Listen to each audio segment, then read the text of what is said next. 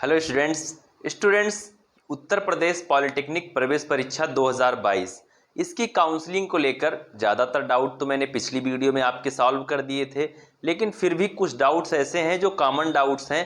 Comment के भी जवाब मैं 2 दिन से वो वीडियो इसीलिए नहीं बनाया कि जितने भी कमेंट आपके आ रहे थे सारे कमेंट को मैं देख रहा था अच्छे से और उनका जवाब सभी को दे रहा था। ज़्यादातर स्टूडेंट के सवाल तो यही हैं कि उनकी रैंक कितनी है, सर बताइए मुझे काउंसलिंग करवानी चाहिए या काउंसलिंग नहीं करवाना चाहिए। इसको लेकर मैंने जवाब उनको दिया कहीं ना कहीं, लेकिन इस वीडियो में सारी चीज़ें और भी अच्छे तरीके से मैं क्लियर करना चाहता हूं कि किन्हें काउंसलिंग करनी चाहिए, किन्हें काउंसलिंग नहीं करनी चाहिए, काउंसलिंग कैसे होगी, किस तरीके से होगी, और सबसे बड़ी बात जो अफवाह फैल रही है कि काउंसलिंग किस डेट से होगी। सबसे बड़ी बात तो यही है इस टाइम पर कुछ लोग बता रहे हैं 10 तारीख, 15 तारीख, कल, परसों, आज। तो इन जो भी ये डाउट हैं सबको मैं सॉल्व करूंगा और साथ में आपकी जो फ़ी है कॉलेज तक की फ़ी आज बताने वाला हूं। जिस भी आप ग्रुप से अपना फॉर्म फिल किए हैं उस पर्टिकुलर कोर्स का कॉलेज में कितना फ़ी लगेगा, हॉस्टल फ़ी कितना लगेगा, सब कुछ इस वीडियो में आपका डाउट क्लियर कर देंगे। और साथ में आपको ये भी बताएंगे, कुछ लोग तो यहाँ तक पूछ रहे हैं कि सर हमें काउंसलिंग की अपडेट कहाँ मिलेगी, मुझे काउंसलिंग घर बैठे खुद से करना चाहिए या कहीं जाकर करवाना चाहिए, सब कुछ आपका डाउट क्लियर करूंगा और आपको एक अवेयरनेस देने का भी प्रयास करूंगा कि आप लोग कैसे अवेयर रहें काउंसलिंग के प्रति। ठीक है, ये सारी चीज़ें क्लियर करेंगे, जिसमें सबसे पहले तो हम बात करेंगे, देखिए हर स्टेप में आपको जानकारी देने वाले हैं कि काउंसलिंग के हर स्टेप में क्या क्या होने वाला है, साथ में किस कोर्स की कितनी फ़ी मैंने आपको बता दी कि उसके बारे में बताएंगे। उसके बाद यूपी स्टेट के जो लोग हैं उनके लिए बताएंगे कि उनको क्या बेनिफिट होगा इस काउंसलिंग से, और जो लोग अदर स्टेट के हैं जैसे कि बिहार, मध्य प्रदेश, तमाम स्टेट के स्टूडेंट होते हैं वो भी उत्तर प्रदेश पॉलिटेक्निक के थ्रू जो है यहाँ के कॉलेजेस में एडमिशन लेना चाहते हैं, उनके भी जो भी डाउट हैं उनको भी हम लोग सॉल्व करने वाले हैं स्टूडेंट्स। उसके बाद क्या आती है कि काउंसलिंग करने का फायदा क्या है। जैसे बहुत सारे लोग ऐसे हैं जो कम नंबर पाए हैं या ऐसे भी लोग हैं जो माइनस में हो गए हैं, जो नॉट क्वालिफाइड हैं। ज़्यादातर स्टूडेंट नॉट क्वालिफाइड वाले माइनस वाले ही हैं, बाकी जिनका 10, 15, 20 नंबर भी है ना वो भी क्वालिफाइड दिखा रहा है उनका। ठीक है, तो जो क्वालिफाइड दिखा रहा है वो तो काउंसलिंग कर सकते हैं, हाँ कॉलेज नहीं मिलेगा या इस तरीके से जो डाउट है, ये सारी चीज़ें मैं इसमें सॉल्व करूंगा आपका कि किन्हें काउंसलिंग करना चाहिए, काउंसलिंग से क्या फ़ायदा है। लेकिन उससे पहले मैं आपको बताना चाहता हूं कि आप लोग अगर चैनल पर नए हैं चैनल को सब्सक्राइब कर लीजिए, क्योंकि यहाँ पर आपको काउंसलिंग के हर स्टेप की हर छोटी छोटी बातें आपको बताएंगे। चलिए शुरू करते हैं हम लोग। पहले अब काउंसलिंग के बारे में आपको बताते हैं स्टूडेंट्स कि काउंसलिंग को लेकर जो डाउट आ रहे हैं उसमें क्या होगा। जैसे कि मैं स्टेप्स की बात करूं तो काउंसलिंग आपकी अब की बार 10 राउंड में होने की संभावना है। ऐसा मैंने एक टीचर से बातचीत की और जो है उन्होंने मुझे बताया कि यहाँ पर आपकी जो काउंसलिंग है, लखनऊ पॉलिटेक्निक के टीचर थे, तो उन्होंने मुझे बताया कि अब की बार की जो काउंसलिंग है वो 10 राउंड तक जा सकती है। 8 से 10 राउंड, 9-10 राउंड होते थे, तो इसमें कोई नई बात नहीं है, इसमें कुछ भी नया नहीं है कि 10 राउंड होगा कि 11 राउंड होगा, इससे कोई मतलब नहीं होता है। अगर आपकी सीटें वैकेंट होती हैं तो लास्ट में राउंड बढ़ा दिए जाते हैं, इसमें कुछ भी नया नहीं है। ठीक है, अगर सीटें वैकेंट हुई तो राउंड बढ़ जाते हैं, इसमें कुछ भी नया नहीं है। ठीक है, अब बात आती है कि काउंसलिंग के स्टेप में आपके साथ क्या क्या हो सकता है। जैसे कि क्या होगा कि काफी लोगों का ये सवाल है, सर मुझे काउंसलिंग के लिए जो कॉलेज फिल करना है खुद करना है या फिर वहां से वो हमको खुद ही अलॉट करके दे देंगे। मैं आपको बताना चाहता हूं कि आपको JEE.NIC.in या उसकी ऑफिशियल साइट है यूपी पॉलिटेक्निक की, वहां पर जाना होगा। अपने application number, date of birth के साथ जब आप लॉगिन करेंगे, लॉगिन करने के बाद आपको वहां पर काउंसलिंग के लिए 250 रुपये पेमेंट करना होगा स्टूडेंट्स। ये पेमेंट थोड़ी ज़्यादा भी हो सकती है अब की बार, अभी इसके लिए कोई कंफर्म न्यूज़ नहीं है, लेकिन जब ये होगा तो आपको यूपी पॉलिटेक्निक की ऑफिशियल साइट फिर से याद कर लीजिए, JEE.NIC.in, यहीं पर आपकी काउंसलिंग होनी है। वहां पर आपको काउंसलिंग का ऑप्शन दिख जाएगा, वहां से आप लोग अपनी काउंसलिंग को करेंगे। 250 रुपये आप पेमेंट करेंगे, उसके बाद आपके पास अपना कोर्स सेलेक्ट करेंगे आप लोग, उसके बाद आप अपनी चॉइस फिलिंग को करेंगे। चॉइस फिलिंग कितना कर सकते हैं, कितने कॉलेज आप पहले राउंड में ले सकते हैं, ये सबसे बड़ा सवाल होता है। पहले राउंड में आप लोग अनलिमिटेड ऑप्शन चुनेंगे, जितने भी कॉलेज आप चाहते हैं, 100, 150, 200, मतलब जितने कॉलेज हैं उस लिस्ट में आपके पर्टिकुलर कोर्स के लिए यूपी पॉलिटेक्निक के पास जितने कॉलेज हैं आप उन सभी कॉलेजेस को चुन सकते हैं। फर्स्ट राउंड की बात कर रहा हूं। उसके बाद जो आपने फर्स्ट राउंड में कॉलेज चुना है वो फर्स्ट, सेकेंड और थर्ड राउंड तक, यानी कि पहले, दूसरे और तीसरे राउंड तक वो चेंज नहीं होता है। वो आपका उसी तरीके से रहता है। उसी में क्या होगा कि जैसे पहले में आपको सीट नहीं मिली तो हो सकता है कि सेकंड में अपने आप मिल जाए, थर्ड में मिल जाए अगर सेकंड में नहीं मिलती है तो। इस तरीके से आप लोग तीसरे राउंड तक कोई चेंज नहीं कर सकते हैं, बस अनलिमिटेड ऑप्शन रहेंगे, उसमें से जिसमें सीट खाली होगी उसमें आपको दिया जाएगा। जितने कॉलेज आपने भरे हैं उतने में से बहुत लोग अनलिमिटेड ना भर के अपना कोई फेवरेट एक ही कॉलेज भर रहे हैं। उसके बाद क्या होगा कि तीसरे राउंड के बाद जब चौथा राउंड आएगा तो वहां पर आपको 10 से 15 कॉलेज तक आपको ऑप्शन दिया जाएगा, मतलब 10 ही चॉइस फिलिंग आप कर सकते हैं, 10 ही कॉलेज की चॉइस फिलिंग कर सकते हैं। अब वहां पर बुद्धिमानी ये होगी आपकी कि आपको JEE.nic.in की जो ऑफिशियल साइट है वहां से वैकेंट कॉलेज लिस्ट आपको डाउनलोड करना होगा। वैसे तो मैं आपको प्रोवाइड करवा दूंगा, जैसे ही मेरे पास जो भी जानकारियां आती रहेंगी सारी चीजें मैं आपको ट्रांसफर करता रहता हूं, आपको किसी चीज के लिए घबराने की जरूरत नहीं है। लेकिन फिर भी आपको बता दे रहा हूं कि आप लोग वहीं से अपना क्या है कि अपनी वैकेंट कॉलेज लिस्ट को डाउनलोड करेंगे और फिर वहां से फिर से आप लोग अपनी चॉइस फिलिंग को करेंगे। जिसमें ज्यादा सीट होंगी खाली वहां पर आपकी बुद्धिमानी यही है कि उसी कॉलेज को आप लें, क्योंकि आपकी अगर रैंक कम है तो आपको इसी तरीके से करना होगा। नहीं तो ऐसा हुआ है कि कभी कभी क्या होता है ना कि जो टॉप रैंक स्टूडेंट हैं उनको कॉलेज नहीं मिलता है और जो लो रैंक वाला स्टूडेंट है उसको कॉलेज मिल जाता है। इस तरीके से घटनाएं होती रही हैं, ठीक है। तो इसलिए आपको इसके लिए क्या है बहुत ज्यादा सावधान रखने की जरूरत है। खैर स्टूडेंट, इसके बारे में मैं हर स्टेप पर आपको बताऊंगा।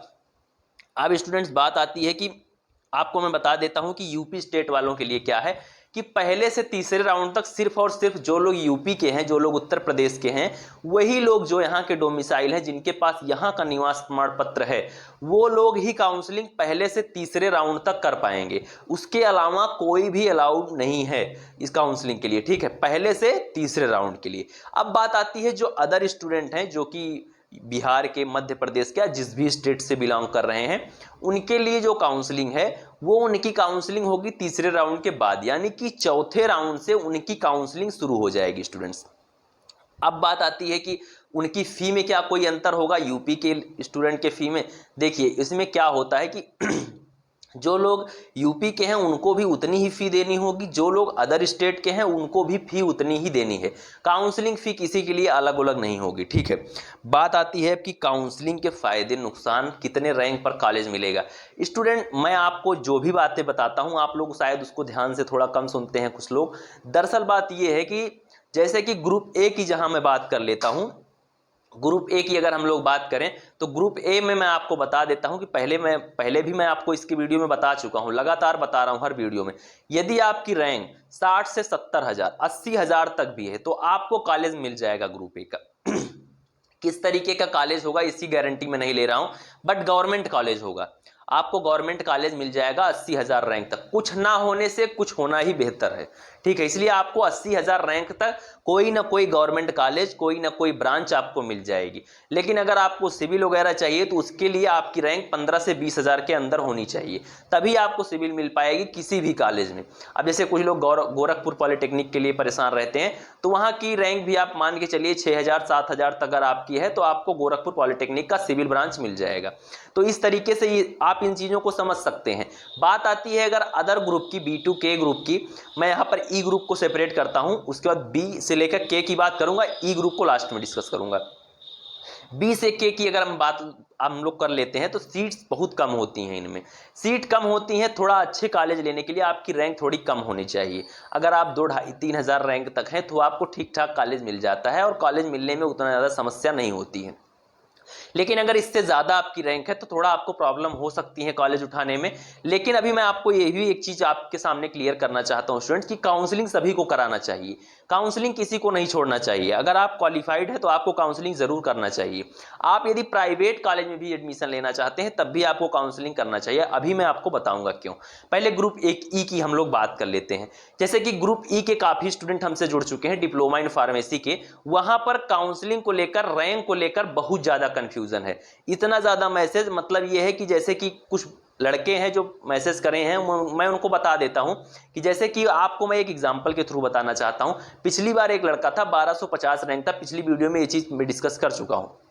1250 रैंक पर उसको नहीं मिला, जनरल स्टूडेंट था, उसको जो है कॉलेज नहीं मिला। डिप्लोमा इन फार्मेसी का लास्ट राउंड तक डटा रहा, फिर भी नहीं मिला। इसलिए मैं आपको बताना चाहता हूं अगर आपकी रैंक 1000 के अंदर है तो आपकी संभावना है कि आपको कॉलेज मिल जाएगा डिप्लोमा इन फार्मेसी में, अगर आप जनरल स्टूडेंट हैं तो। लेकिन काउंसलिंग जो लोग 2000 रैंक तक हैं, और अगर आप बॉय हैं और आप 2000 रैंक तक हैं, आप लोग काउंसलिंग करिए जनरल के, ठीक है। काउंसलिंग आपको करना चाहिए, गवर्नमेंट कॉलेज की उम्मीद रखनी चाहिए, आपको उम्मीद ही रखना चाहिए, लेकिन ना मिले तो उससे आपको घबराना भी नहीं है। बात करें अगर गर्ल्स की, तो गर्ल्स के लिए मैं बता दूं कि उनकी रैंक अगर 3000, 2500 से 3000 के अंदर है, 2500 के अंदर है तो उनको मिल सकता है कॉलेज। 2500 के अंदर अगर उनकी रैंक है तो उनको कॉलेज मिल सकता है। लेकिन अगर रैंक उनकी इससे ज़्यादा जा रही है तो उनको भी उम्मीद छोड़ देना चाहिए। सिर्फ 2 ही कॉलेज बढ़ते हैं, मतलब 1000 तक यहाँ पर क्या है कि बॉयज़ के लिए है और 2000 तक मैं गर्ल्स के लिए मानता हूँ, क्योंकि 2 कॉलेज उनके बढ़ जाते हैं, एक एडेड में एक प्राइवेट में। कॉलेज लिस्ट की वीडियो नहीं देखे हो तो जाके वीडियोज़ के ऑप्शन पर क्लिक करके आप लोग वहाँ से देख सकते हो कि वहाँ पर कॉलेज लिस्ट मैंने डी फार्मा का जो है प्रोवाइड करवा दिया है। और टेलीग्राम का लिंक नीचे दिया गया है डिस्क्रिप्शन में, उसको ज्वाइन करो। इंस्टाग्राम पर फॉलो करो, कोई पर्सनल सवाल है तो वहाँ पर पूछो, ठीक है। अब बात करते हैं हम लोग किस चीज़ की और बात कर लेते हैं। यहाँ पर फ़ी को लेकर सारी चीज़ें जो डिस्टर्बेंस चल रहा है कि फ़ी कितनी लगेगी और डेट क्या होगी काउंसलिंग के लिए। स्टूडेंट्स, मैं आपको बताना चाहता हूँ कि स्टूडेंट्स आपको कभी भी घबराना नहीं चाहिए इस चीज़ के लिए कि आपको काउंसलिंग आपकी कब से होगी, और काउंसलिंग की मुझे कहीं ऐसा तो नहीं होगा मैं कोई स्टेप मिस कर जाऊंगा। क्या काउंसलिंग मुझे खुद से करना चाहिए? देखिए, काउंसलिंग आपको हमेशा खुद से करना चाहिए। यहां से मैं आपको बताऊंगा कि आपको कैसे अपने फ़ोन से काउंसलिंग करनी है जिस दिन से काउंसलिंग होगी। और काउंसलिंग की अभी कोई ना डेट आई है ऑफिशियली, ना कुछ आया है। किसी भी फेक न्यूज़ पर, किसी भी फेक लिंक पर आप लोग क्लिक करके अपना समय बर्बाद ना करें, बल्कि कोई और काम है तो उसको करिए, अपनी पढ़ाई पर फोकस करिए और इधर उधर की बातों पे बहुत ज़्यादा ध्यान मत दीजिए। चैनल से आप लोग जुड़े रहेंगे तो आपको निश्चित तौर पर यहाँ से जो भी जानकारी मिलेगी 100% करेक्ट मिलेगी कि काउंसलिंग कब से होगी।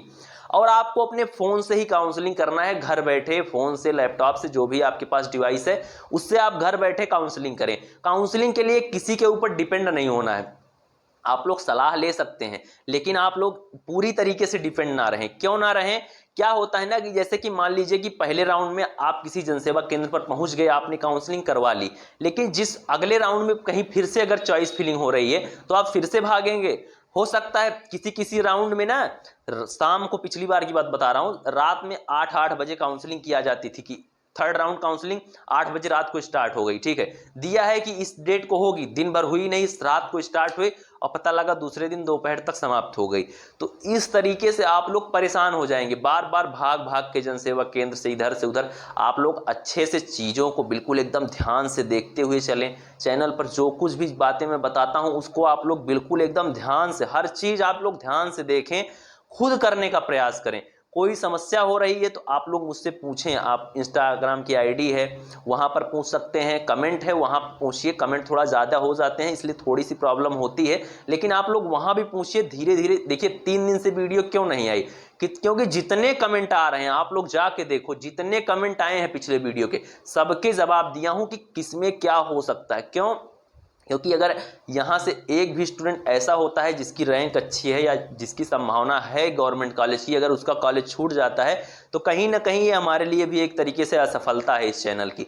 इसलिए आप लोगों से कहना चाहता हूँ कि आप लोग चीज़ों को एकदम अच्छे से समझें, काउंसलिंग के प्रति बिल्कुल एकदम अवेयर रहें। और प्राइवेट कॉलेज जिनकी रैंक कम है वो लोग भी काउंसलिंग करें। प्राइवेट कॉलेज लेने से पहले भी अपने कॉलेज वालों से संपर्क करें कि मेरी स्कॉलरशिप कैसे आएगी। स्कॉलरशिप पिछली बार बहुत सारे स्टूडेंट की फंसी, उन्होंने कॉल किया, सर मेरी स्कॉलरशिप नहीं आ रही, किसी तरीके से कुछ कीजिए, लेकिन कुछ नहीं हो पाता है। क्या होता है ना, अगर काउंसलिंग हुई रहती है तो आपकी जो स्कॉलरशिप वगैरह है उसमें आने में थोड़ा समस्या कम होती है। आपको फर्स्ट राउंड में ही आपकी स्कॉलरशिप आ जाती है। स्कॉलरशिप आप लोग जानते हैं कि शिफ्ट वाइज आती है, तो फर्स्ट शिफ्ट में जिनकी काउंसलिंग हुई थी ज़्यादातर स्टूडेंट की स्कॉलरशिप पहले ही शिफ्ट में आ गई थी। इसीलिए आप लोगों से कहना चाहता हूं कि काउंसलिंग सब लोग करिए, जितने लोग क्वालिफाइड हैं वो लोग ज़रूर करें। जो नॉट क्वालिफाइड हैं उनको भी 4 राउंड, 3 राउंड, 4 राउंड के बाद उनको भी मौका मिलेगा, ठीक है। थर्ड राउंड, फोर्थ राउंड के बाद उनके लिए भी मौका मिलता है जब आती है कि UP polytechnic all appeared candidate can participate, तब वो लोग भी काउंसलिंग कर सकते हैं, उनकी भी काउंसलिंग होगी। अब चलिए हम लोग डिस्कस कर लेते हैं आपके यूपी पॉलिटेक्निक के जिस कोर्स में आप एडमिशन लेना चाहते हैं उसके लिए आपकी कॉलेज में कितनी फ़ी लगने वाली है। तो चलिए देख लेते हैं, स्क्रीन पर आपको दिखाते हैं। स्टूडेंट्स, सबसे पहले मैं यहाँ पर आपको दिखाऊंगा कि आप यदि गवर्नमेंट कॉलेज में एडमिशन लेते हैं तो आपको वहाँ पर कॉलेज में जब आपको सीट अलॉट होगी तो आपको अपने गवर्नमेंट कॉलेज में जाने के बाद कितना पैसा आपको वहाँ पर सबमिट करना होगा। स्टूडेंट्स, यहाँ पर आप देख सकते हैं कि यहाँ पर 8,000 रुपये आपका ये क्या है, छात्र निधि रुपया है। उसके बाद यहाँ पर 3,870 रुपये आपको छात्रावास के लिए देना है, यानी हॉस्टल के लिए देना है। फिर उसके बाद आपको यहाँ पर कुल रुपया कितना हुआ, ये 12,670 रुपये। इतना आपको देना है गवर्नमेंट पॉलिटेक्निक कॉलेज में एडमिशन लेने के बाद, इतनी फ़ी आपको देनी होती है कॉलेज में, ठीक है। उसके बाद क्या है कि जिन छात्रावास में आपकी जो है, जैसे कि क्या होता है कि कई ऐसे गवर्नमेंट कॉलेजेस हैं जहाँ पर नहीं होता है, हॉस्टल की सुविधा ही नहीं होती है, तो वहाँ पर क्या होता है कि वहाँ पर आपका जो 3,870 रुपये है आपका, ये आपको पैसा नहीं देना पड़ेगा, यानी कि ये आपका बच जाएगा। तो यहाँ पर आपके 10,370 रुपये ही आपको यहाँ पर पड़ेंगे। उसके बाद बात आती है स्टूडेंट्स कि आपको अनुदानित जो कॉलेज हैं, अनुदानित का मतलब होता है स्टूडेंट्स यहाँ पर एडेड, ये हैं आपके एडेड कॉलेज। स्टूडेंट्स, तो एडेड कॉलेज में आपको कितनी फ़ी आपकी लगती है स्टूडेंट्स, तो यहाँ पर आप लोग देख सकते हैं कि आपके एडेड कॉलेज में यहाँ पर आपको दिया गया है कि 19,000 रुपये प्रतिवर्ष आपको शुल्क देना होता है। यहाँ पर इस वाली लाइन में आप लोग देख सकते हैं स्टूडेंट्स, ठीक है। तो यहाँ पर आप लोग देख सकते हैं कि आपको 19,000 रुपये आपको फ़ी देना होगा। फिर बात आती है स्टूडेंट्स यहाँ पर कि हमको अब प्राइवेट कॉलेज जो है उसमें कितनी फ़ी देनी चाहिए। सबसे बड़ा स्कैम यही होता है कि प्राइवेट कॉलेज में हमसे फ़ी ज़्यादा ले ली जाती है स्टूडेंट्स।